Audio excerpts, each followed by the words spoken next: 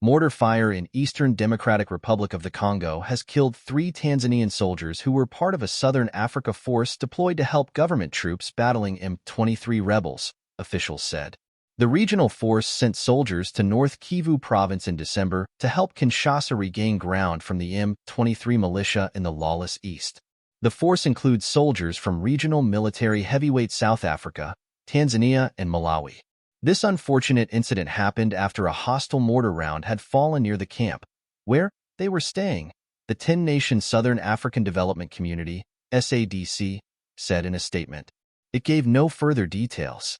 A source at the North Kivu Governorate said the mortar attack struck last Thursday and a ceremony to honor the dead was held at SADC headquarters in the provincial capital, Goma, on Monday.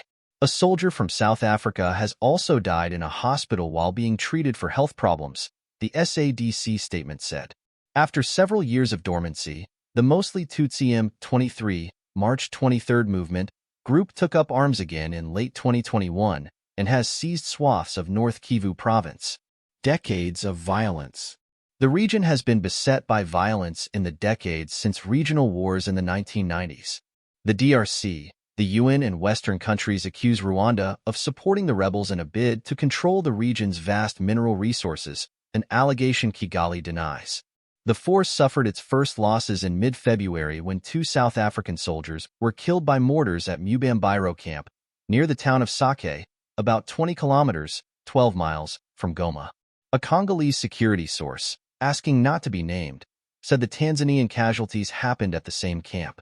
The force was to take over from an East African peacekeeping force, whose mandate was ended by Kinshasa, which accused it of colluding with the rebels instead of fighting them.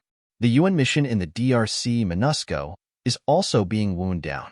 The 15,000 UN troops deployed in the vast Central African country started to leave in February at the request of the Kinshasa government, which considers them ineffective. The withdrawal is due to be completed by the end of the year.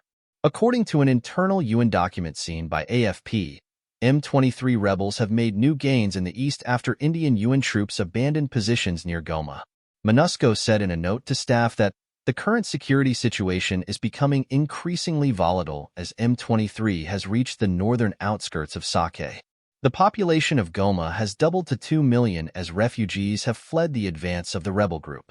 Residents said that M23 and Congolese forces exchanged artillery fire throughout the weekend around Sake and the western outskirts of Goma.